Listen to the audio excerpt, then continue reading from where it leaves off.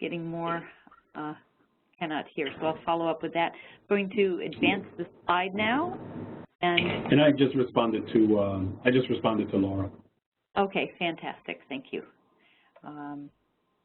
So I can put that note to all participants too, and we'll have Eduardo introduce himself and then Eric Kaufman. Absolutely. Good afternoon, everyone. My name is Eduardo Gonzalez, Jr. I am with Cornell University Cooperative Extension in New York State. I am housed in our New York City office. I wear many different hats. The one that has most relevance to the work we're doing today is my responsibility as a state diversity specialist, whereby I provide support and resources to our staff throughout the state on issues related to diversity and inclusion. In addition to being a statewide diversity specialist, I'm also a youth development specialist with the Family and Youth Development Program in New York City, as well as a research partnership development specialist with the Bronfenbrenner Center for Translational Research. So it's a real pleasure to be here with you today and sharing and learning. Thanks, Eduardo. We'll go to Eric. This is Eric Kaufman. I am in Virginia, an extension specialist with Virginia Cooperative Extension, and a significant part of that is working with our extension leadership councils, which are the advisory leadership groups here in Virginia. I've also been, for several years, working with the State Extension Advisory Leaders Program, which is kind of a nationwide initiative that we've been lately been delivering webinars like this, but there's also curriculum online that we'll talk about later, and an opportunity for others to get involved and really just share resources related to supporting extension advisory leadership groups. Thank you, Eric, and thanks for mentioning SEAL, the Strengthening Extension Advisory Leadership Program. I got involved with the group over this past year, started working with Eric, who has been leading our group, and this webinar is part of a series of webinars. We'll have a few other dates for you soon, titles and dates for you soon, hoping to offer 3 or 4 in the spring semester. So we'll be reaching out to those of you who registered, so you're on a regular list now, and also reaching out to our other networks, either through our own extension systems or the other ways we reached out to you. So we've got some more offerings coming, and I'm really thrilled to be working with Eric and Eduardo on this project. To share, I'll get started by sharing a few goals. For our webinar today, what we'd like to do is provide an overview and framework for diversity and inclusion with extension advisory groups. And when we talk about extension advisory groups, I've noticed working with this group in particular, it's a national group, that we have lots of different names for these and lots of different meanings for these advisory groups. So in New York State, we actually call our advisory groups Board of Directors, and they basically have oversight and responsibilities for our local extension offices. We also have extension advisory councils. Other states might have that. So some are local and some are statewide. I know there's also advisory groups that come together around different commodities or subject matter in extension. So we want to think broad about these groups where we're drawing in volunteers, combination of volunteers and staff most times, to think about certain programs and to advise extension on which direction to go with programs. So we all know that it's really important to think about increasing the diversity of those groups and also the inclusion, so that we can have decision-making groups that are representing all the communities in whatever level of community we're talking, whether it's the local neighborhood, a county, or even a state. So we're also using the term community in a broad term. We also want to identify some basic guidelines and strategies for improving volunteer recruitment and retention efforts. And many of you have worked with volunteers, I'm sure, on a regular basis and are pretty skilled in volunteer recruitment and retention. We're going to try to focus on that. How do we broaden our reach and make sure that we're getting all of our communities represented as we move forward with building programs for extension. And then we hope to have some time to share successes and challenges too. So these are the main presentation goals that Eric and Eduardo I have come up with, and we're hoping that that's something that you are also interested in. And again, we'll be recording this. We'll be able to share the link with others who couldn't join us. So now, with that being said, I'm going to turn this over to Eduardo to start with understanding importance of diversity and inclusion. Wonderful. We wanted to start the presentation with laying the groundwork, really presenting the context for diversity and inclusion as we're thinking about enhancing the profile of our advisory and volunteer groups. And so to start off with, I'm going to invite us to, in the chat, share our definition of diversity. How do you define diversity? So if you take a moment to type into your chat box your definition of diversity, and Kim has put the question up in the chat box. And again, there's a drop-down. If you select all participants, then your definition will be shared with others. Thank you, Kim.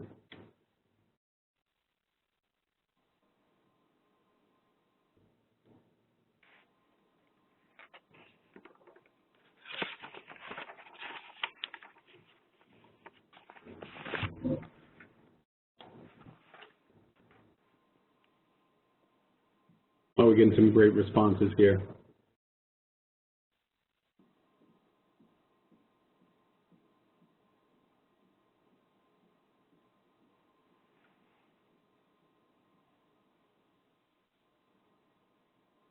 Wonderful. We've gotten a couple of responses, and I would encourage you to continue responding. So from Chris, how's it going? Good to see that you're on this. Chris indicated a variety of lenses and biases, which is certainly the case when we're thinking about diversity. Diversity is the lens through which we see the world, our dimensions of diversity, as well as shape our biases by way of our dimensions of diversity. Includes individuals from varied backgrounds, inclusion of races, cultures, genders, idea. I think it's far-reaching, absolutely, Haley, and when I share the definition with you, you'll see that diversity is truly about all of us.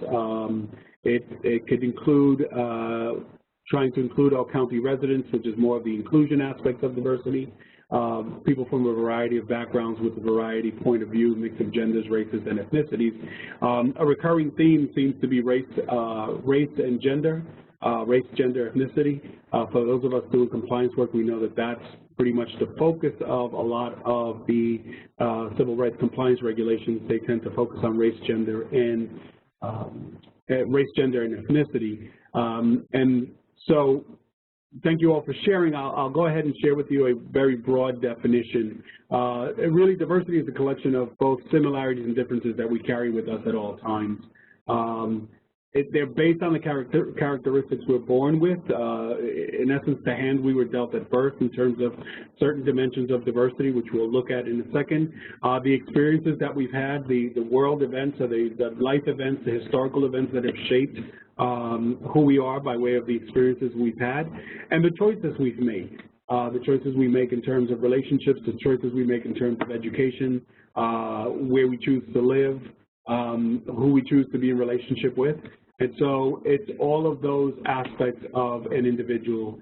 And so it really is very broad, and it includes not just the differences, which is oftentimes the focus of diversity, but also the similarities that we have with one another. And so you're all on point with the definitions you've shared in the chat box. To be more specific, in terms of defining or looking at the multiple dimensions of diversity. This is a wonderful graphic that comes out of the work of Marilyn Loden and has been used and tweaked and built upon since it was first introduced. And if we look at these dimensions of diversity, we see that at the center or at the core of our identity are our primary dimensions of diversity. As I said earlier, these are those dimensions of diversity that we have very, very little influence over for the most part. And these are the dimensions of our identity, or the aspects or characteristics of our identity that are a lot less mutable.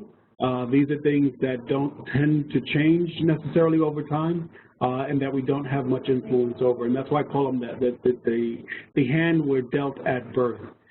Whereas the secondary dimensions of diversity are far more mutable. They do change over time. These are the ones that we have a bit more control over our lifespan as it relates to religion, education, marital status, working style, parental family status, communication styles. And so those secondary dimensions also play an incredible role, significant role in our interactions and the way in which we see the world. And then all of us are working within the context of an organization, or in this case, many of us work for cooperative extension. So within our organization, within extension, there are dimensions of diversity that come to play also. Based on what level within the organization we exist at, we tend to see the organization differently based on that. The role we play in the company, location, geographic location of where where our work might be, the length of time we've had within our jobs. Management status versus direct worker status also plays a role in how we see and how we relate to our work experience, the division and the department that we work in. I think many of us have had experiences where not just our primary and secondary dimensions of diversity have manifested or played out, but also in terms of our organization, the way in which we experience the organization, the way in which we relate to the organization is impacted by the positions that we hold within the organization. And then the final and the outer ring of these dimensions of diversity are the ones that are much more of the cultural elements of diversity. Typically, these are the ones that people want more training and information on. They tend to be the stuff that cultural specific training is made of, and so our relationship to power and authority, how we view power, how we view authority. And we've seen a lot of this playing out on the national scene with relationship to,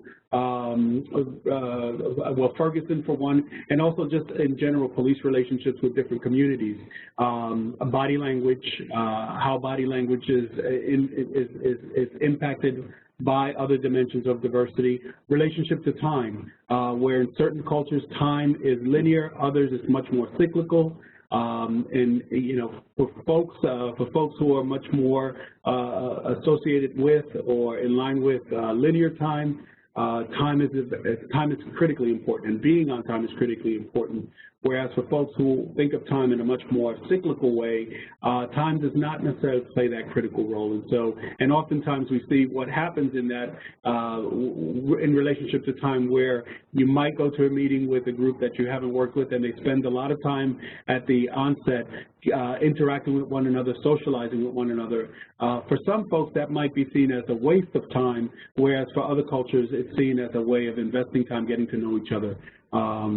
And so whether, our observances, our traditions, observances, our relationships to individual or personal space, the space that we reserve or that we keep between each other is also affected by our orientation, our cultural orientation, as is our orientation towards individualistic versus team interactions or team relationships. And so these are all the dimensions of diversity that are constantly at play. There's not a way that you can necessarily get away from this. Culture matters, and culture will always play out in a workplace. And so as we're thinking about recruitment, we have to be mindful of the way in which diversity plays out for individuals in an organization as well as culturally. Couple of things to keep in mind as we think about diversity is that there are a number of population trends that will and are impacting the way in which work is organized and the way in which we're able to recruit volunteers for our committees and our councils. Of particular importance, I guess the best way you could sum these up is that our country is becoming grayer. There are, as baby boomers are approaching retirement age, many of them are not able to consider retirement because of economic realities. And so we're seeing that in terms of the workforce, more and more, as folks get older, they're staying in the workforce longer. So this has not just implications for the workforce in terms of staff, but also in terms of where we're recruiting volunteers. If our programs are tending to recruit volunteers from among, older active adults, and those older active adults are now spending more time at work, then the reality is that you might have more challenges recruiting them for volunteer opportunities. Our society is also becoming much more culturally and linguistically diverse. By the middle of this century, more than half of the working population will be people of color. And so if we look at these demographics, these have significant implications in terms of not just staffing, but also volunteer opportunities. How do we recruit? How do we recruit folks who we've not historically done a great job recruiting, or who may not be well represented within our organizations? And then finally, one of the growing trends that we're seeing is that we're becoming more diverse as it relates to disabilities. Again, as we're aging, we're finding that more and more individuals are, in fact, identifying as individuals with disabilities. In fact, up to 20% of the working age Americans at this point have or identify having a disability. So all of these have significant implications. Again, if we look at the list, women are earning the majority of college degrees. There is an estimated 9 million individuals who identify as lesbian, gay, bisexual, transgendered in the United States. So this has implications in terms of, again, how we're doing recruitment, how we're doing programming.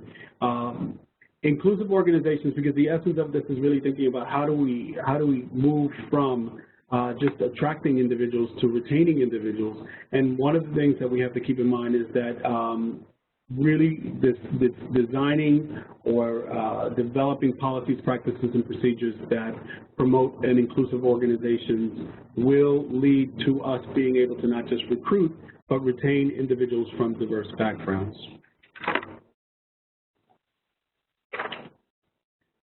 Now, there are, in fact, there are compliance aspects that are associated with diversity and inclusion that are driven by legal requirements. And Eric, if you want to jump in really quick and just talk a little bit about affirmative action and parity. Yeah. So one of the things just to consider is, kind of where regulations have been and where they go. And I'm not an expert on this, but I know it's something that we need to be paying attention to in terms of having some oversight. And the key is really that we're making an effort to be representative. Parity is the state of being equal or equivalent to the demographics of a target population. And so considering that, okay, if we're thinking about what our advisory group is, are they made up of the general demographics of the community that we're trying to serve? And if they're not, then we have to kind of put an effort towards that. And part of that is having some documentation of what that effort might be and being able to kind of look at what our process is to kind of incorporate those groups. We'll talk a little bit more about later as far as how to do that. But the key is this notion of parity is something that we do need to pay attention to, and it's important for some legal requirements, and it's also important for us to at least document the efforts that we're making. And so with that focus on compliance, I want us to move us towards looking at kind of the historical kind of trajectory of where we've been and where we're moving towards as it relates to compliance and inclusion. In its early days, as it related to diversity, the key focus was on representation. And so if we think about the civil rights movement, we think about affirmative action, and we think about equal employment opportunity, equal program opportunities, those were really legal mandates. Those were legal approaches to, in many ways, force organizations and industry to open up its doors to greater representation from communities, from society. And so the challenge with those is that oftentimes, well, for one, they were met with resistance because people weren't necessarily willing to open up the doors to greater diversity. And secondly is that beyond opening the doors, this legislation or these laws didn't do much to change the organizational culture or climate to sustain and support the diversity that was being brought in the door. And so oftentimes what you had was the expectation that individuals of diverse backgrounds were going to come into an organization and assimilate into the existing culture. And by assimilation, what I mean is that they were going to change significantly or drastically change who they were to make themselves over in order to fit into the established in-groups. And so that was problematic and ineffective because folks couldn't always assimilate. And even when they assimilated, they were not necessarily fully embraced or welcomed into the organization. So as we move away from that and we build, we look at how do we move from simple representation to, full engagement, full participation, then we're really looking at the aspects of diversity and inclusion that have to do with creating an environment, creating a space, laying the groundwork, really. I've been doing a little bit of gardening over the past 2 years, and one of the things that I've learned is that in order for one to get the results out of the garden that one wants, there has to be some work done on the soil before you even put the seeds in. And so in many ways, you've got to create the environment, you've got to create the culture, you've got to lay the base that is going to be supportive of diversity. And so this is when we move into more of the practices that are grounded in examining policies, examining practices, examining procedures, to ensure that beyond representation, that people are actually able to come to work fully being who they are and fully contributing their talents, skills, and abilities in the workplace. And so there's got to be a welcoming environment for that. And it's got to be intentional. It can't just be accidentally. It can't just accidentally happen. There's got to be a lot of thinking as to what it takes to retain individuals within organizations, because the biggest challenge that programs and organizations have oftentimes is not the recruitment, although recruitment can be challenging. It's really keeping people once you get them in the door. And in order to keep people in the door, we know that one of the critical aspects is they have to feel that they are valued, that they are respected, and that they have something to contribute and can, in fact, contribute within that program, organization, or whatever the opportunity might be. So compliance only gets us in the door, gets folks in the door. Inclusion gets them to a place of making full contributions to the organization, to the program. What do we know in terms of inclusion? We know from the research done by the Diversity Research Network that diversity is really associated, workforce diversity is associated with higher business performance outcomes. That diversity yields greater results in terms of performance, in terms of creativity, in terms of innovation. And what we know about racial diversity in particular is that it's positively associated with higher performance in organizations that actually create the space, create the place for diversity to be operationalized. And so these are places where diversity is integrated, it's leveraged, diverse perspectives are welcomed. It's not just token type of approaches where you just look for representation, but really you bring in people and you really tap into those folks and create opportunities for them to share gifts, share talents to the organization. And then gender diversity is another critical piece, is that and gender diversity is associated with effective group processes and performance in organizations. The key here is that there has to be efforts that create inclusive work environments, or inclusive environments for people to contribute. Diversity alone is not going to get you a transformed organization. It's not going to get you an organization that's going to thrive from diversity. In fact, if you only have diversity and don't have inclusion, or don't have the policies, practices, and procedures in place, oftentimes what you get is a lot of tension. tension that does not necessarily lead to innovation, creativity, and achievement. And so the Center for Creative Leadership also did some research with respect to the impact of diversity in the workplace, and what they found, just as in the previous slide, that diverse teams are more creative and perform better than homogeneous teams, and that diversity in the workplace really results in better decision making. And that, in many ways, if we think about that, if we have diverse representation on our teams, then the likelihood of us having blind spots is decreased, because we have individuals on those teams who can very well point out those blind spots, who can point out what we may not know, we don't know about given groups or given communities or audiences. And so it's really important to bear in mind that the more diversity you have within any given group, the more likely you are to be able to take into consideration different perspectives and also have some insights or inroads into groups that are historically underrepresented in organizations.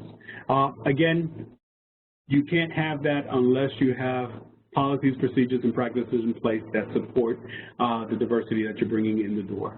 That diversity has to be operationalized, and the only way that happens is by creating opportunities that really welcome the perspectives of diverse community members.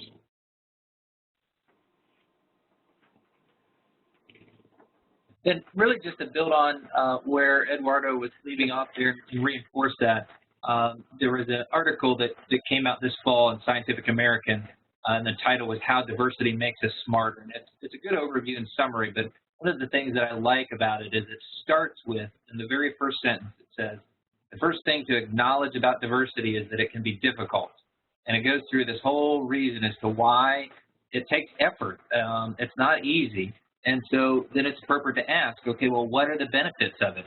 And kind of look at those things. And so these quotes here highlight that from a summary standpoint. It's really looking at decades of research, and some of this is summarized in this article in Scientific American, that socially diverse groups, so that have diversity in these different realms of some primary diversity, they are more innovative than homogeneous groups. And so if we're looking to really be change agents, the extension might be based on, we need to think about, okay, how do we leverage the diversity in our community to help us with that and be innovative? And the difference is not just because they have different information.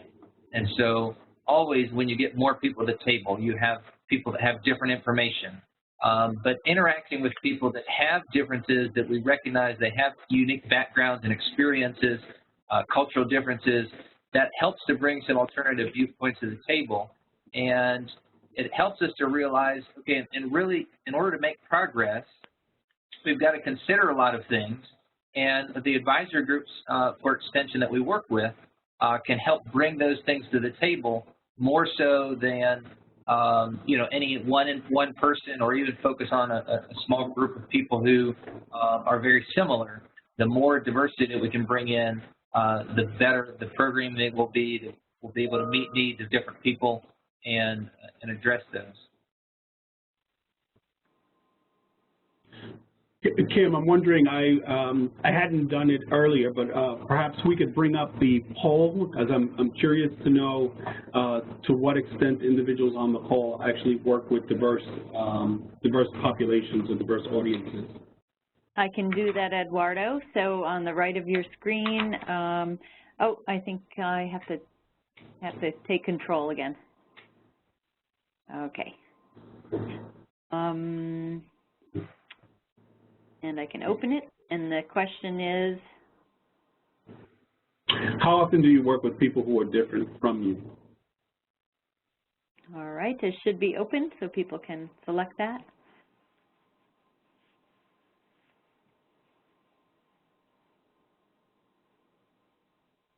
So part of this, as we're thinking through this question, different scenario, in the United States, we might have prided ourselves in thinking of ourselves as a melting pot or in the salad bowl and lots of differences. But we also set up things in our culture which separate us quite a bit from people who might be different from us.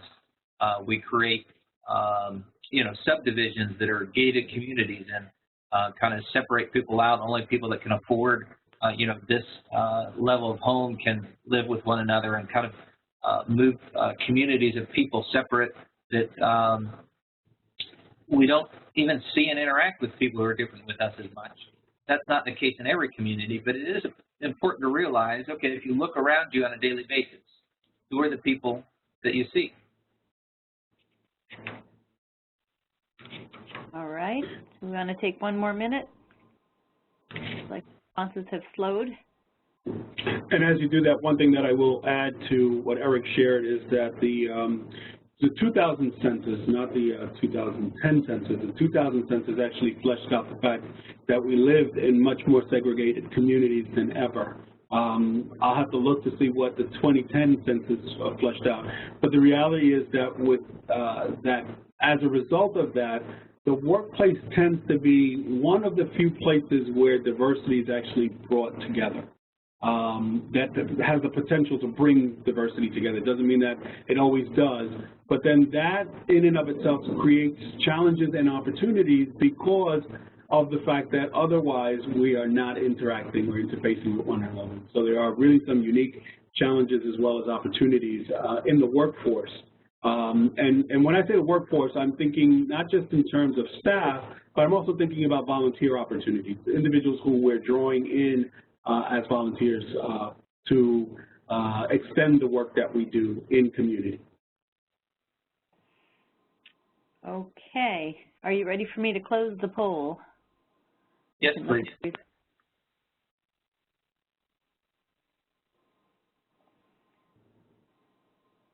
14 more seconds.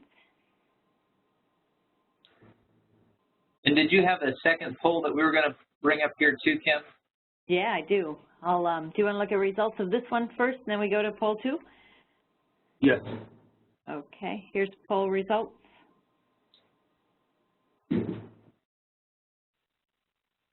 Okay. So it looks like about 41% of the group interacts with diverse audiences on a daily basis. And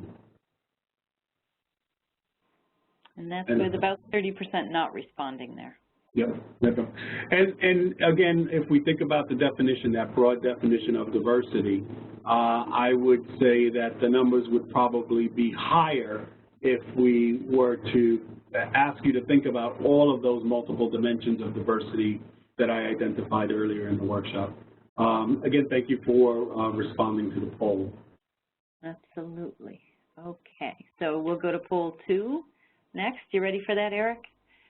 Yes. And I will open to what degree does your advisory council reflect your community demographics? And that should be open. Does that look okay? Yes.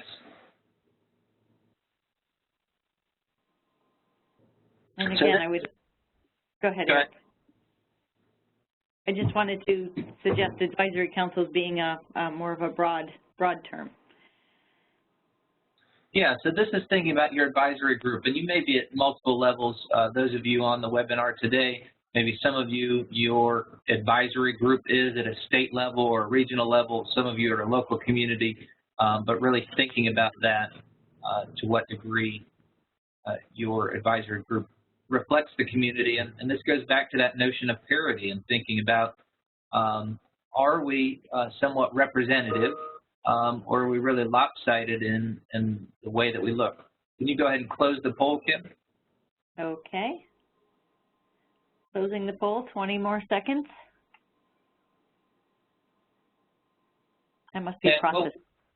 What we want to do is we're kind of moving forward then is figuring out how do we work towards this, kind of leveraging some of the potential that we can gain from diversity and inclusion, and looking at some of the challenges that we might face, and so considering that. So looking at the poll, maybe not surprising, we have 57% to some extent representative of their community.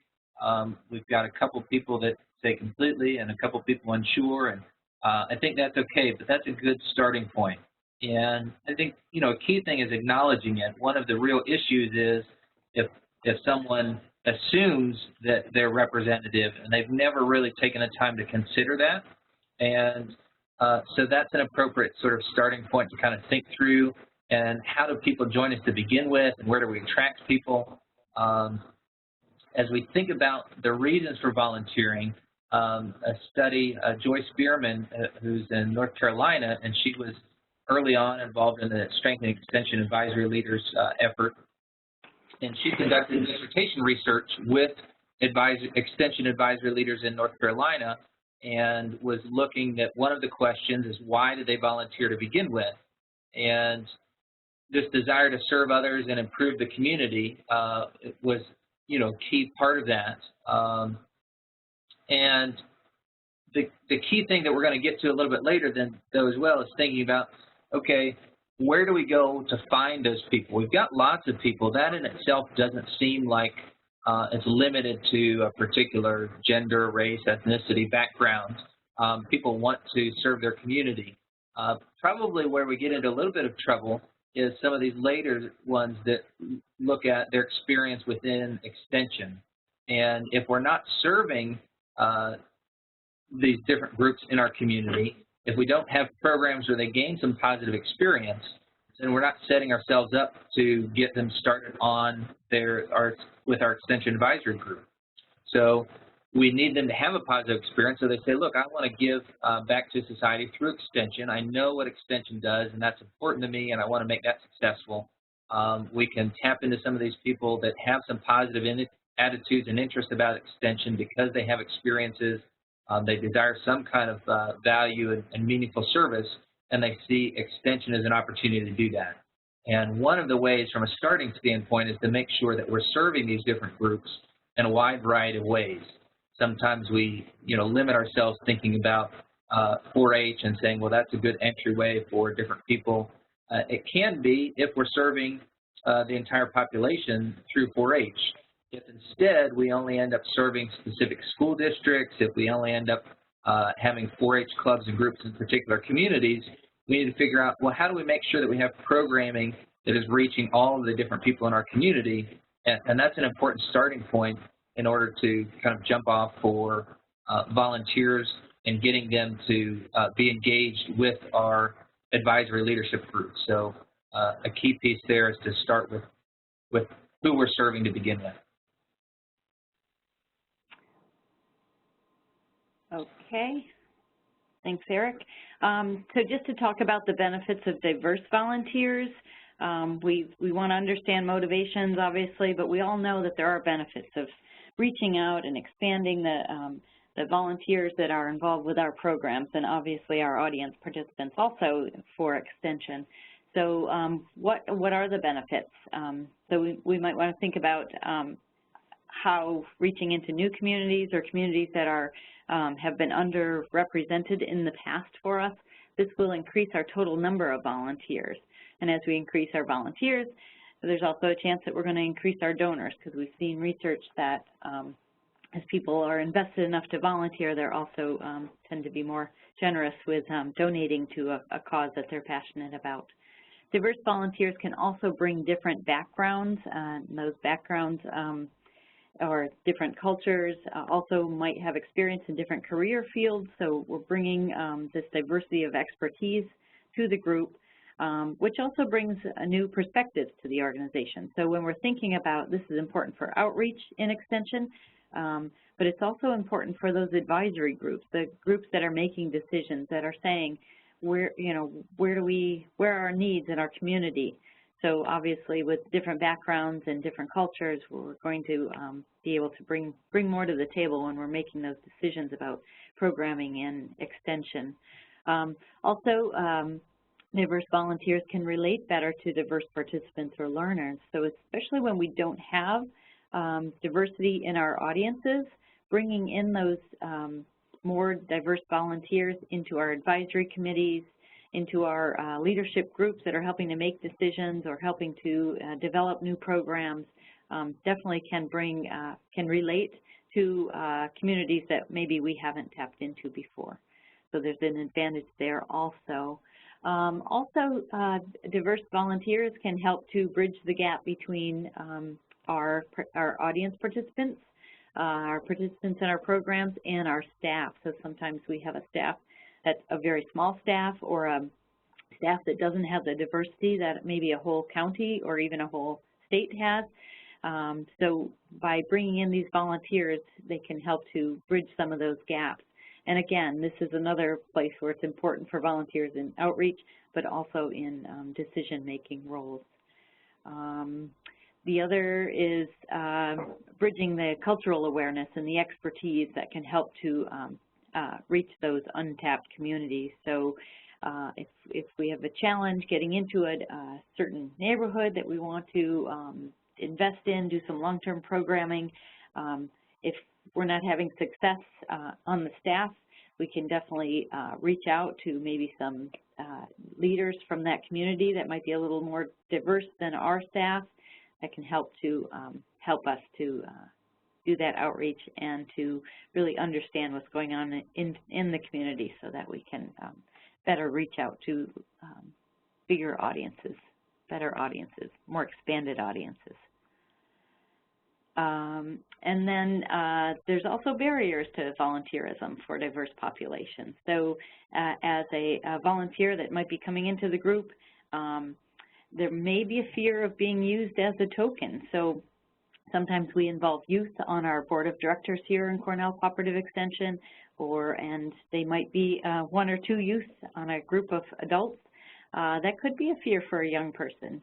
Usually the youth that do get involved with our advisory committees are gung-ho and not thinking about that, but there's lots of different things that may have somebody feel like I'm a little bit different than the rest of the group, and was I just brought in as a token. So there's a caution about that.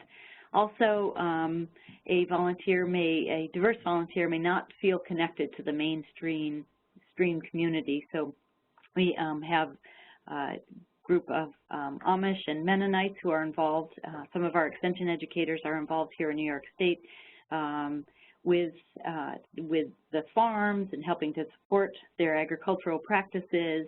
They may not have that connection to the mainstream community. So that might be a barrier for getting these participants involved with maybe an advisory council or a board of directors. So those are an example of that, not being connected to that Main Street community. So also some different cultures have different emphasis. So if we are recruiting volunteers to come and join the board of directors, come and join this advisory committee, we're going to make the community a better place, and certain cultures might feel like family involvement is more important than community involvement. We need to be careful how we're emphasizing that Extension is a family organization and a community organization. So we want to be sure that we're appealing to those in a broad range to the interests of lots of different diverse volunteers. Lack of identification with agencies serving diverse volunteers. So sometimes there's not that connection, so people won't step up and volunteer to these organizations that maybe people just don't feel like they've ever had a connection to that group. And that might be Extension in general. If we've tended to be more a rural organization that works more with rural organization or rural people, there may be people that feel like, Extension or maybe 4-H, that's for people that are in the country, so I'm not relating. So we do want to reach out and make sure we're showing that broad picture of what cooperative extension is about. There's also a barrier might be that the input is not taken seriously, and we're going to talk in a couple slides about effective meetings and making sure that we are really deeply listening to our volunteers who are part of our advisory committee, and being sure that everyone realizes they have an important part on that advisory council, on that board of directors, on whatever program committee they may be on, and being sure that we're engaging those volunteers and taking their input, and being sure especially our diverse volunteers, carefully recruited, possibly to represent a population that we haven't had involved so much in the past with decision making, and making sure that we're taking that input and people know that we're very serious about our advisory committees. Economic hardships may also be a barrier to volunteerism for diverse populations. So when we think about socioeconomic levels, and sometimes as you volunteer, you may overextend your finances, you may just pick up this, and for people who can do that, they may not think anything about buying 12 project books or paying $50 to go to the annual dinner. So we do want to take care that volunteers on advisory councils or in our programs don't have to feel like they need to spend their money. So let's be sure we provide project books if that's needed in a 4-H club activity. Let's be sure our board of directors are invited to an annual dinner, that dinners are covered, or dinners are dish to pass, something like that, just so we're not hard-pressing any of our volunteers to feel like they need to spend money that they don't have. So these are just some of the key barriers to volunteerism to think about as we're designing programs. Does anybody have questions or thoughts? It looks like I've got a comment here talking about economic hardships, being aware of economic hardships as it comes to many of our volunteers, advisory committee members. Some don't have email or are not comfortable using it, yet this is defaulting to our preferred methods of communication. So Beth, that's a great comment. That's how we're reaching out. Definitely, sometimes the internet isn't the way to go. There are ways to reach out to volunteers using social media, but if people don't have computers, let's think about keeping that mailing option or picking up the phone and making phone calls. So that's a great observation when we're thinking about those economic hardships. And Eric is sharing. We want to give you a chance to share the benefits and barriers you perceive with regard to diverse volunteerism. So please add in, and thank you for getting that started, Beth.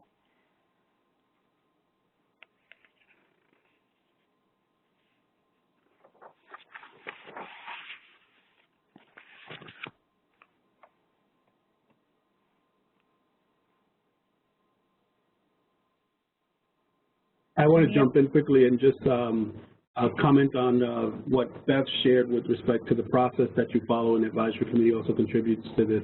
We're going to talk a little bit more about that as we move into additional slides in the presentation. I think your point is well taken here, is that if we're interested in changing the profile of our advisory councils, then we have to be willing to and commit to doing things differently. And I think that's the essence of the point you're making, or that I'm taking from the point you're making, and that is really it is a challenge, but it's a challenge that can easily be overcome. But certainly we need to change the way we do business if we're looking to change the look and feel of our volunteer groups and advisory councils. Okay, and I'm going to turn the power back to Eduardo, and we'll move on to the next slide. Okay, and so what I want to talk a little bit about, and continuing this to focus on and think about what some of the barriers, and feel free to add your barriers or to list the barriers that you perceive as well as benefits in the chat box as I do this. One of the biggest challenges to engaging, or barriers to engaging diverse volunteers, is the level of acceptance and inclusion that they experience. And so this is a continuum. It comes, it's something to be mindful of, because oftentimes we believe, we have a tendency to think dichotomously that we're either accepting or we're not. And the reality is that there is a range of experiences along the continuum from acceptance to inclusion that can either facilitate or hinder our ability to attract and retain diverse volunteers. And so if we think about this, if our organization or individuals within the organization, because this is not just about individuals, it's also about organization and organizational climate, if we exclude people who are perceived to be different, or think of them as being outsiders with little value, that's going to be communicated to individuals. And so you're going to have a really challenging time getting people in the door, let alone getting people to stay within the organization. And so, and the truth is that if that is the perception of that's the reality, that's the sentiment, then you are actually not going to be actively recruiting or intentionally recruiting difference, because you have a strongly held belief that individuals who are different do not belong. As we move along the continuum, we have this place in where difference is tolerated. In other words, people are put up with. Difference is welcomed to a certain degree. They are not actively engaged in decision-making processes. The difference that you attract are people of diverse backgrounds and not necessarily involved in meaningful ways within the organization. So if we think about this, I often think about, any of you who've done any type of youth development work, we think about you know about the ladder of youth engagement or participation. This is very much in line with that, that oftentimes when we can tolerate people, this is when oftentimes tokenism happens, that we bring in people because we want to have a representative sample of the community, but we don't necessarily want them to be really engaged, or we don't value, we don't honor, don't respect the contributions that they can potentially make. And that in and of itself is a barrier to diversity. So moving beyond tolerance, we really want to encourage individuals and organizations who are interested in recruiting and retaining diversity to move to a place of acceptance. Recognizing differences, and that's really key, that oftentimes we don't want to recognize differences, or we're afraid of identifying differences. And that's an important first step in creating an environment or climate that is welcoming and inclusive of differences, is recognizing differences. The problem is never the difference. The problem is the value or the judgment we place on that difference. And so if we think of the difference as being something that's valuable, in terms of the knowledge and skills and the insights that the difference can bring to a group, then we have much better footing for not only recruiting diversity, but keeping that diversity within our organizations and within our programs. And then lastly, organizations that are truly working towards, and I say working towards because I think inclusion is one of those things that we're constantly working towards. Organizations that are actively working towards inclusion are organizations that truly embrace, engage diversity, celebrate diversity, and understand the role that diversity plays in achieving innovation and also higher productivity. And so as we're thinking about recruiting volunteers, we have to be honest in terms of the environment that we're bringing diversity into, or that diversity into, whether it's in our programs, in our organizations, on our advisory committees, whatever it might be. We have to be able to do an assessment of the environment and ask ourselves whether or not that environment is truly going to sustain the diversity that we are attempting to bring into the organization. I see a couple of questions. Should have been volunteers and willing to work in different parts. This is in response to benefits and barriers, Eduardo. Sure. And I think that one of the things, and I actually had an experience when I worked in one of our county associations where a prospective volunteer on their application had indicated that because of their firmly held religious beliefs, they could not work with individuals who identified as gay or lesbian. And so what was problematic about the process was that that application, that person actually got an interview. And that process, somewhere along that process, that individual should have been clear about the fact that as an organization, Cornell Cooperative Extension, or Cooperative Extension in general, cannot discriminate. And so in understanding our policy on non-discrimination, then that would have been a way that that individual could have opted out of applying for a position. So this is something, these are conversations that need to be had early on. So Beth, to your point, we have to be, Haley, to your point, we have to be honest and transparent about the fact that we are an organization that cannot legally discriminate against the group, and so therefore any volunteer that we're bringing on has to be able to sign on to that non-discrimination statement. This is where compliance can really help us in terms of reinforcing the vision and the mission and our duties and obligations as it relates to diversity and inclusion. I see there are a couple of other questions or comments here. Maybe, Kim, we could take a look at those before I move on. Absolutely.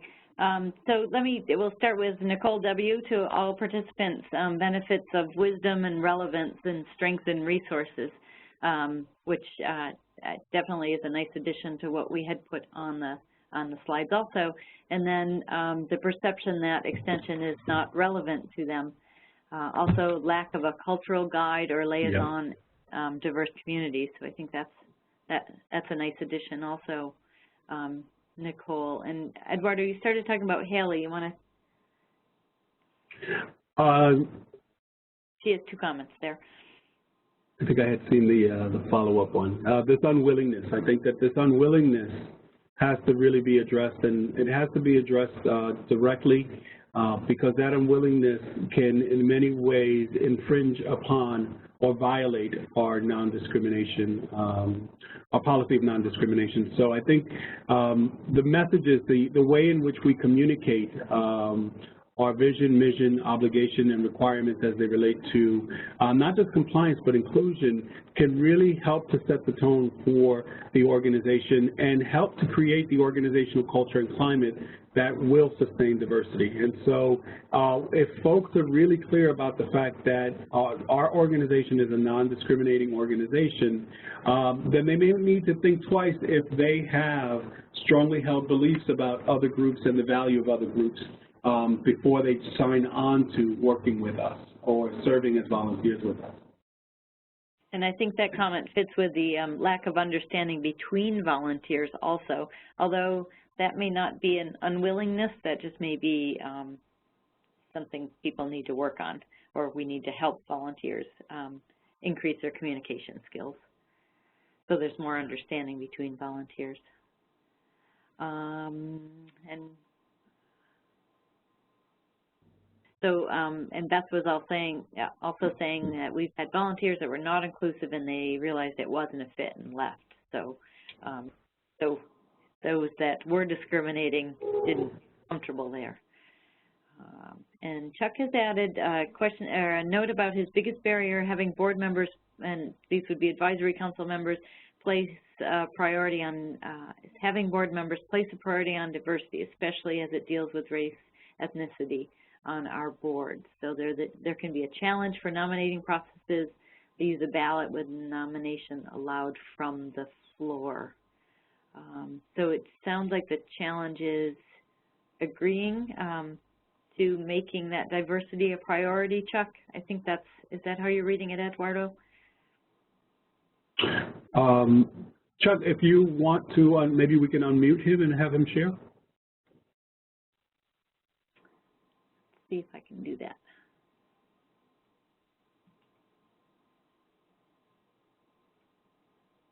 Okay. Can you hear me?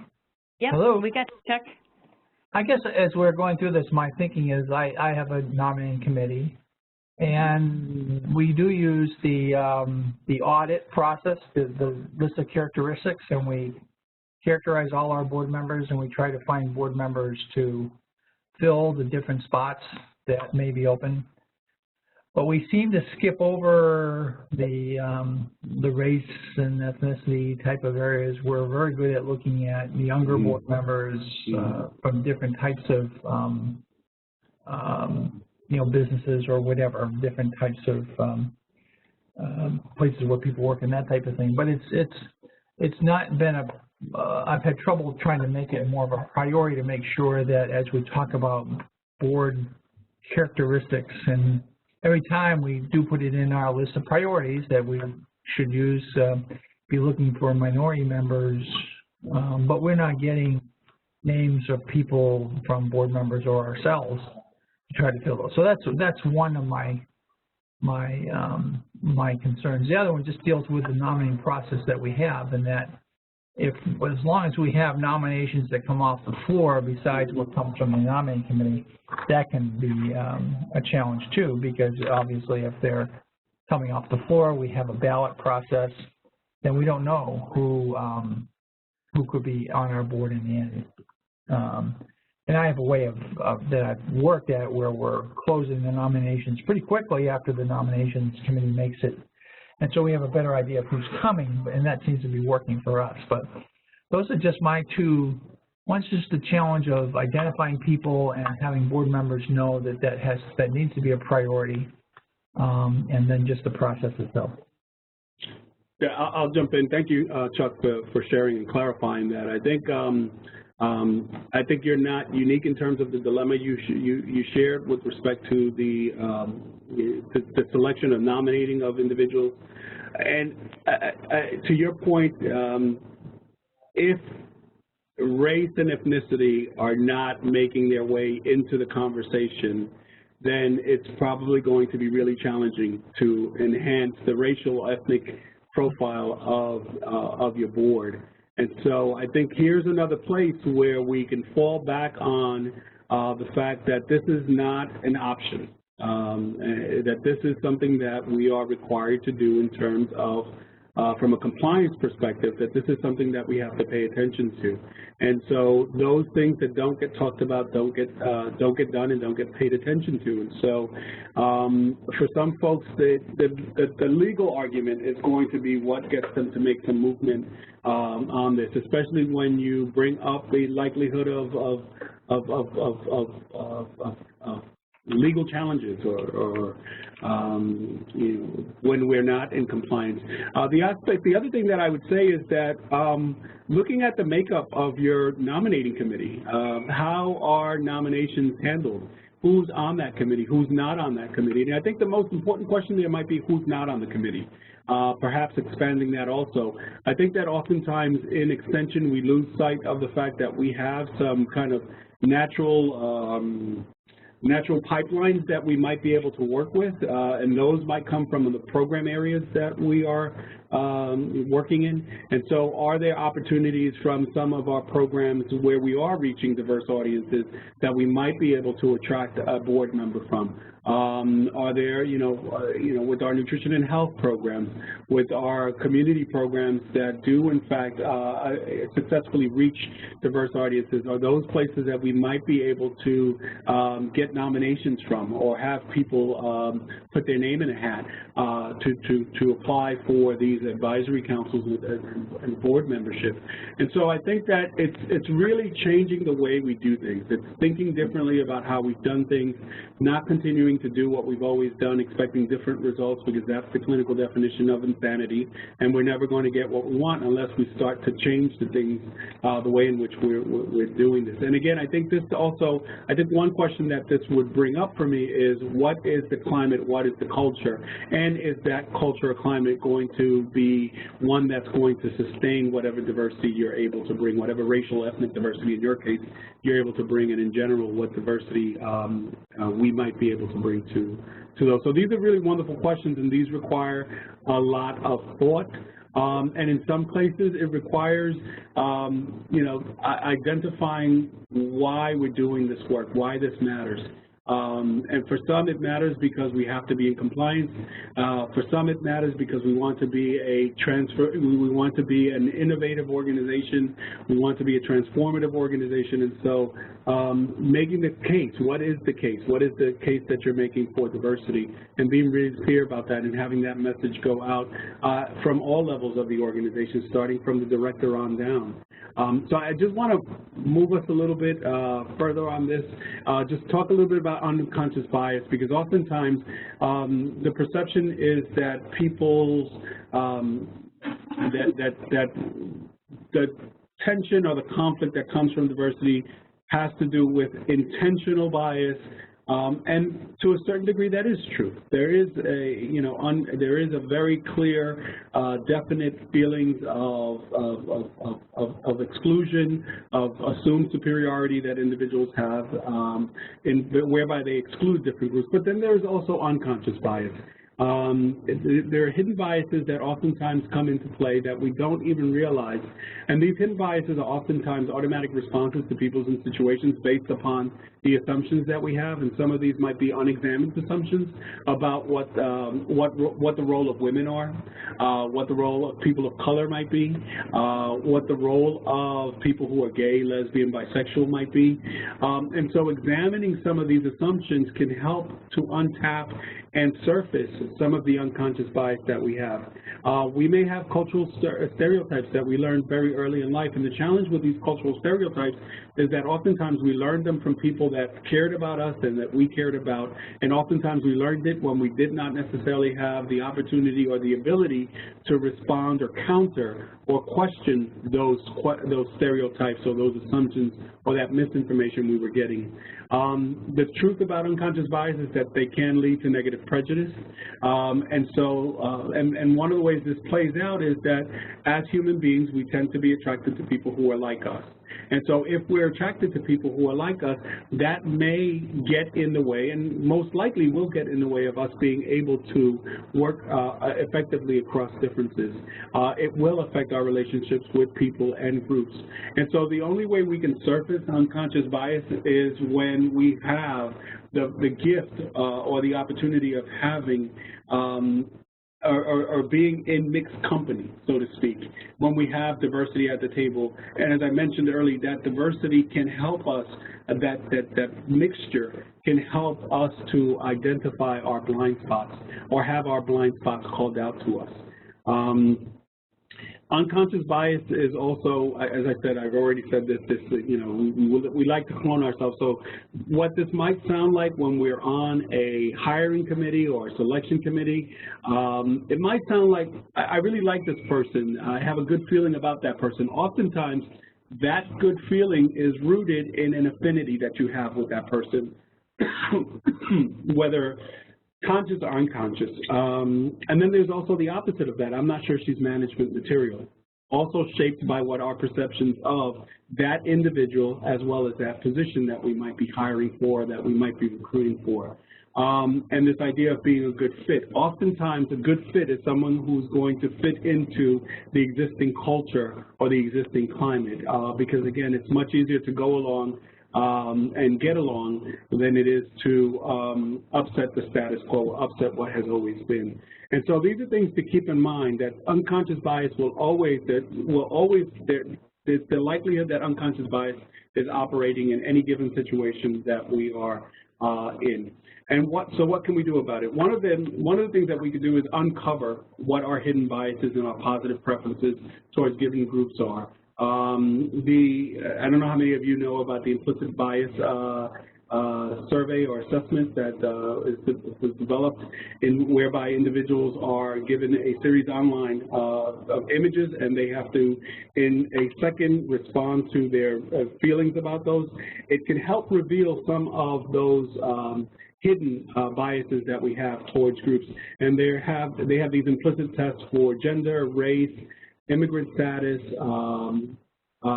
sexual orientation. So it's really a good exercise to help us to uncover where we might need to do some work. We also need to examine how our decisions in relationships play out in the workplace. How majority culture, in-group versus out-group, how it plays out, and how that helps to establish what's considered the norm or what's considered the standard. And any of us who've been the new employee or the new kid on the block know that oftentimes someone will tell you that there's a preferred way of doing things. That preferred way is a personal preference, not necessarily an organizational policy. And so examining how that plays out is really important also, because it could help, it could be a hindrance in retaining the diversity that you're working towards getting in the door. And then there's also a personal responsibility that each one of us individually has a sphere of control, a locus of control, a sphere of influence that we can take some responsibility in and action in to help promote equity, diversity, and inclusion. And that individual change can, in fact, lead to organizational change.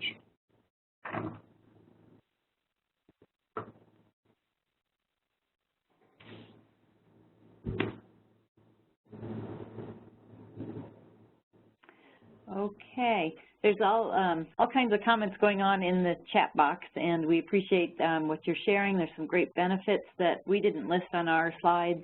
Nancy with a small n noted some important benefits that are there as far as getting to know what's there in the community, that sort of thing. So I just thought it was worth just a step back there, Eduardo. Some of the things that are also sharing, identifying networks and collaborators to engage with systemic collective impact goals. So there's some really nice things that have been shared. Beth was also talking about a nomination process, putting out a press release and having an application that goes to the nominating committee. So it might be a way to get some. She said they've gotten several non-traditional members to the board that way. So great way to open up. And Chris Callahan, this is exactly the time to be thinking about as you're putting together a program advisory committee from scratch. Eric did share a link of some of the key resources to take a look at. So glad you're on and glad you're asking those questions. So Eric, thanks for posting that. Looking at the founding group members discuss the Scientific American article, discuss its relevance for the program advisory committee. So Eric put the link there in the box. So lots of good chatting. We really appreciate your interaction. And then, okay. So we just have a couple slides here on some things to consider when we're recruiting and working to retain diverse audiences and volunteers. And we really haven't, I keep mentioning audiences, and that's, I like to consider audiences and volunteers together because that's quite often where our volunteers come from.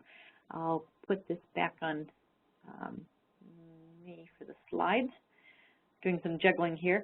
So let me just talk about how to recruit and retain diverse volunteers and audiences. And again, we'll open it up if you want to share, and you've got some other ideas about this to add on top of this slide. But basically, obviously, we need that inclusive organization culture. We talked a lot about that. And we want to really examine those incorrect inequities that result from the existing culture. We want to look at policies we might have. Even Chuck's example of the how the nominating process works and might be not as open as he would like it to be. So thinking about some of those are perfect examples of what have been shared. Also targeting outreach to communities that will benefit from the mission of cooperative extension. So thinking, we know there's some communities we haven't worked with in the past and we need to reach out to them. So let's think about outreach as far as our extension programs, and also make sure that we're making a long-term commitment, because there have been some incidents in the past where whether it's extension or another organization have gone in to communities that haven't been part of extension before, said we're going to do some really great things. We have a grant for a year and then they end.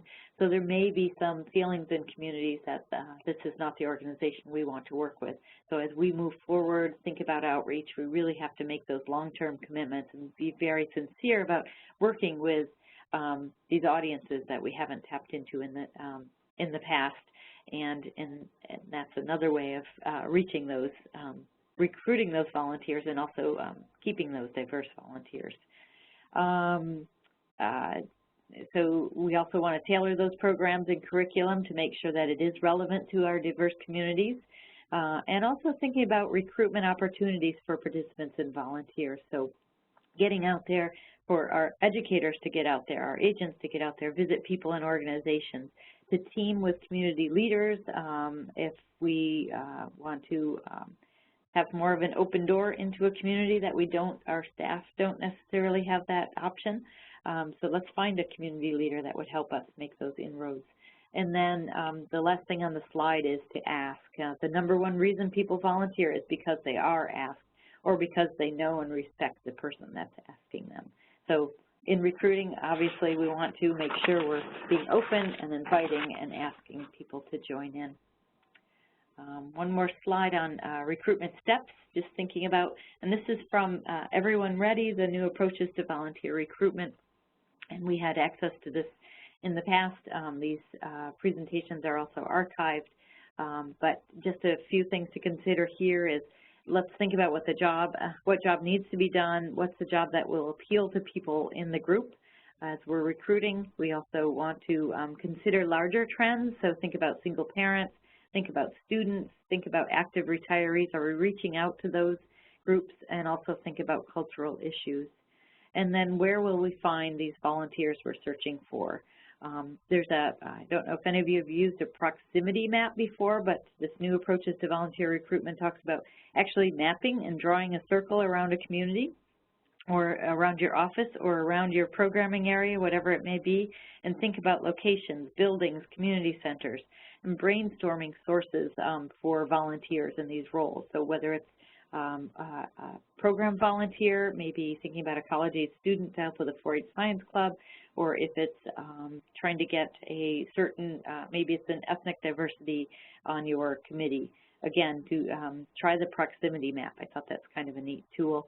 And then think about how you communicate, and maybe it's working with your volunteers to help expand your communication venue or effectiveness. Also thinking about those motivations of specific groups. Think about why people volunteer, why they might want to be involved. If we're thinking about certain cultures that value family, again, as we talked before, let's make sure that people understand that Extension is a family-oriented organization, and you're supporting the family by being part of Cornell Cooperative Extension or Cooperative Extension.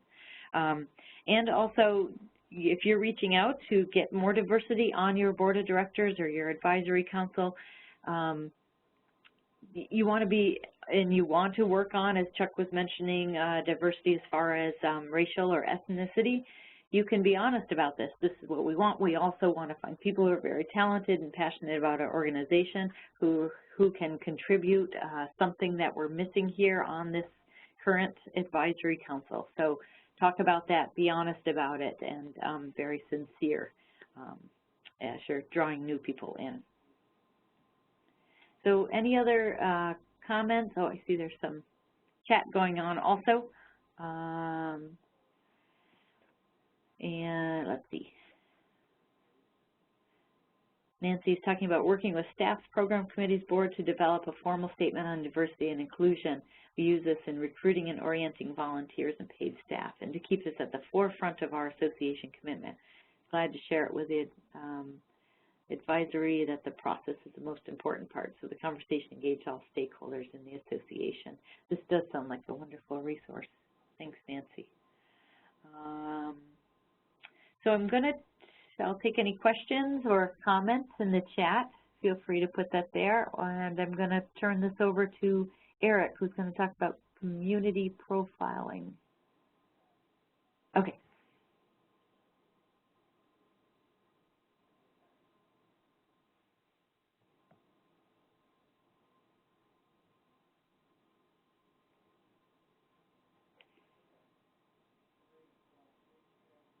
Group, you're not likely to reach those people. And so one thing you need to do to start is to figure out who is in your community.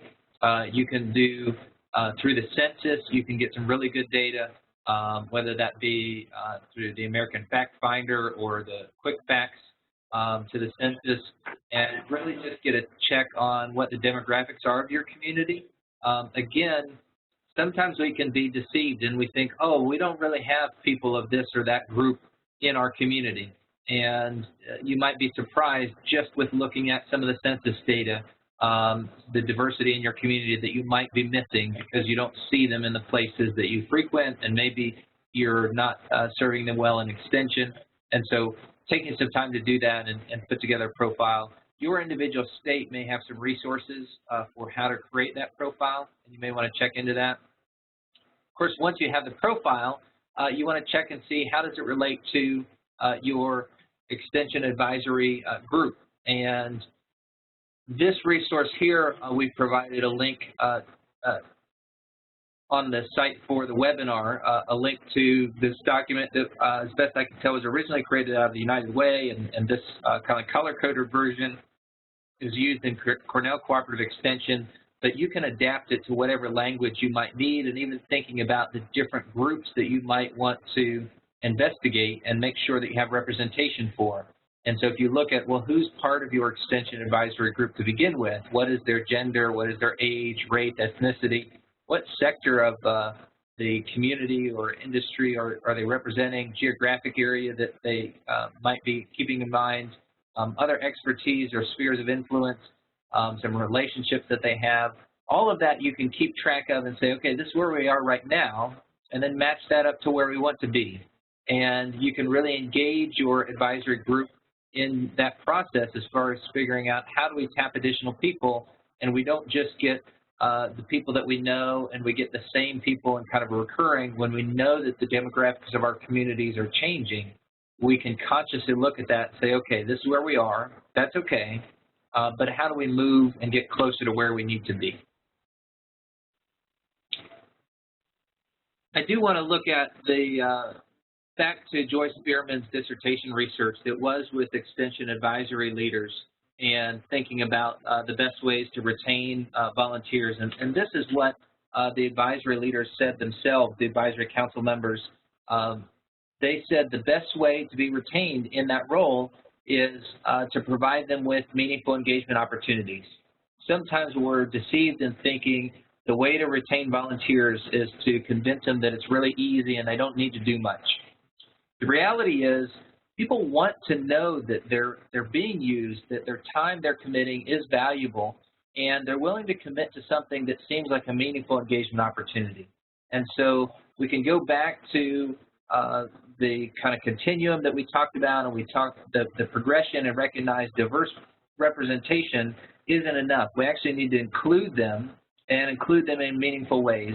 That may involve providing some training opportunities so that we can empower them to provide some of the support and the feedback that we're wanting. It can involve appreciating and recognizing them for the good work that they're doing. Sometimes they don't realize the input that they've provided, that's been used for any reason, and so we need to thank them for that and indicate how we're using that, respecting their time and inputs, whatever that may be, and at times that may mean canceling a meeting because it's not going to be a productive meeting and we need to reschedule at another time when we can get the resources and the people there that we need, but also providing some challenging opportunities for leadership improvement. There may be people who are not on your Extension Advisory Group right now, but we want them there, and or you may have some people that are there and they feel like they aren't included. Some of you may be in situations where you've involved youth in your Extension Advisory groups, and probably the biggest complaint is that they would feel like they aren't really benefiting, they aren't really learning things along the way, or they aren't being taken seriously, and so they just show up at a meeting being a kind of a token member. And for any group, you don't want that to be the case. You need to figure out how do we provide some challenging opportunities for their growth and development, recognize and support them, and provide opportunities for meaningful engagement. And the research really supports that.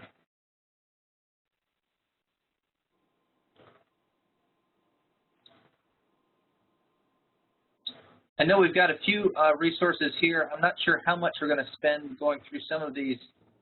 Eduardo, I think there are a few things you wanted to highlight on this particular one.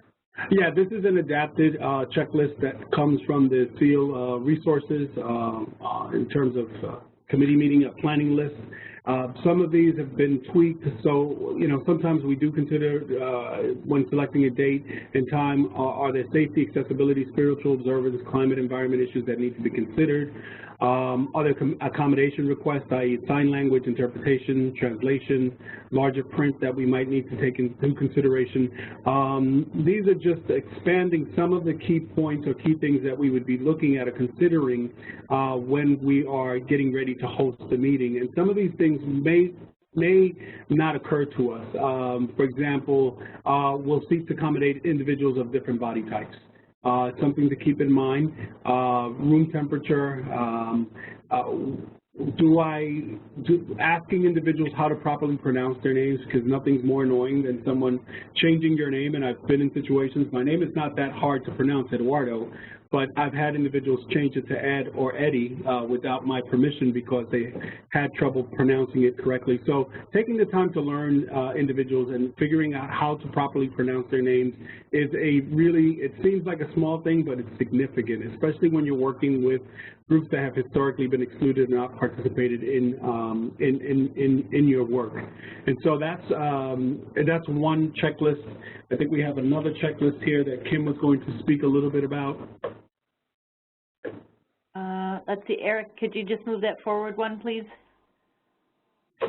I don't think we need to say a lot about this, and many of you, I'm sure, have been doing meetings forever, but just some things, and this might come in handy, Chris, as you're putting your program advisory committee together, is when you first get a group together, is how to make those group decisions and really to make the meeting comfortable for everyone. So I think these tools we post on the website. We just want to just mention them, which day of the week's best, are you going to use a formal setting or not, what role is the leader of the advisory committee, such as the chair or the secretary, so talking about different positions. And also, this also mentions talking about ground rules. So Eric, if we could go one more slide, the ground rules is the next slide. And yep. Here's some things to talk about and really highlight that we need to respect individual differences. Again, you're working with very mature people who want to contribute. Sometimes it needs to be said that we need to create a space for diverse voices, and we need to think about opposing points of view, and let's be sure that we're comfortable talking about things that we might disagree about without criticizing. So I think people have used ground rules in their meetings, and I just thought this was nice to bring up as far as meeting success. So Eduardo or Eric, anything to add to those? I know we're getting down, we're actually at our time. So we're at our time. I just wanted to share a couple of reflective questions as it relates to recruiting diverse volunteers. I think one of the first questions is whether or not it's a priority. And if it's a priority, why is it a priority? Is it a priority because of compliance? The compliance stakes for transformation, for innovation, and inclusion. And depending on what your response is, your approach and your success is going to be impacted. Asking yourself what your organization's history is working with diverse populations. If it's a limited one, then there's a lot of work that needs to be done. If it's one that's already been established, then you're a little further along in the game. Am I willing to learn about other cultures and different belief systems? In other words, am I willing to move into that acceptance and embracing stage of the diversity continuum? Is critical. Willingness to examine biases, willingness to step out of comfort zone is really key here also, especially if you're thinking about working with groups that you have not historically worked with. And then thinking about changes, because there are going to undoubtedly be changes that are going to have to happen on the individual, programmatic, and organizational level in order to recruit and retain diverse volunteers. And thinking about what those changes are and what they will require is really important. And there's a typo in this last one, but will members of diverse communities want to volunteer in my organization? That's a question that oftentimes doesn't get asked. The assumption is that folks do want to volunteer. I think turning that question on its head and asking whether or not, why would members of diverse communities want to volunteer in my organization would get you a very different response, and will probably get you some feedback that will help in terms of making any necessary adaptations or changes to your approach, to your organizational climate, or to your program. We'll bring those to light. So action plan, again, personal, professional, organization, what do we need to do differently? It's really important to think about that as we're laying the groundwork or preparing the soil, so to speak, for diversity and inclusion. And then finally, we have some additional resources. Eric, I don't know if you want to touch on those quickly before we wrap up. Oh, these are just things online. Probably the one thing, we do have a wide variety of resources kind of collected and archived at the Strengthening Extension Advisory Leaders website. The Everyone Ready curriculum, there's some archived resources there that extension professionals can use that are tailored specifically for them. The Energize Incorporated is for volunteer management. And then in terms of specifically with diversity and inclusiveness, the Denver Foundation's Inclusiveness Project has a wide variety of resources. And I just want to call attention to Novella Ruffin's comment here. I think it's really well taken. Education statements are sometimes not enough. Forcing constituents to accept diversity, again, that's just the letter of the law. It doesn't necessarily create the environment to support diversity, and it's often ill-advised. There has to be group processes where people get to learn about one another, and that has to be an integrated part of whatever onboarding happens with individuals who are being brought together, so that there is that opportunity to learn from one another and to hear one another's story. It's really key and critical, and so I really appreciate the comments that you've shared, this idea that if everyone's in agreement, you know, then there's not a whole lot of thinking, or there might be some collusion that's happening. So stepping out of comfort zone is really important when we're working with and want to enhance our ability to work across differences. So Novella, thank you for that comment. Okay, so we're 5 minutes past. That's one of the bad thing to do for a good meeting. But there's so much to share. We've got all kinds of resources, and we did want to introduce everyone. We're happy to take questions. If you need to take off, feel free to do that. But we really appreciate everyone participating today, so much interest, and we'll be updating those handouts. There's a couple that didn't get onto the learnextension.org site, so we'll be sure and do that. If you have questions, again, you can type them into the chat box, and we'll hang here for a couple minutes. But thank you all. Thank you to my colleagues, Eduardo Gonzalez, for helping to put this on, and Eric Kaufman for your leadership with the whole SEAL program, and also for your contributions to the webinar. I really appreciate it. So thanks for joining us, everybody.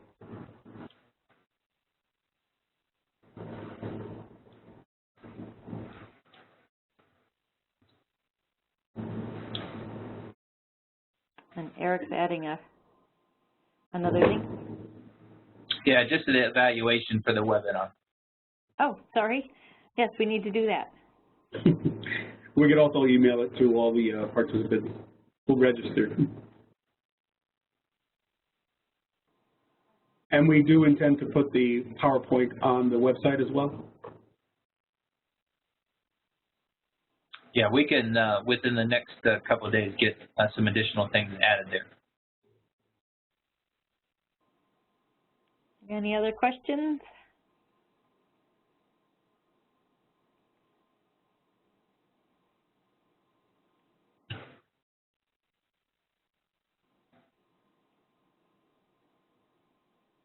Okay. I think we're going to wrap up the meeting. Eduardo, Eric, thanks so much. Thank you, Kim. All right. Have a great day, everybody. So long, everyone.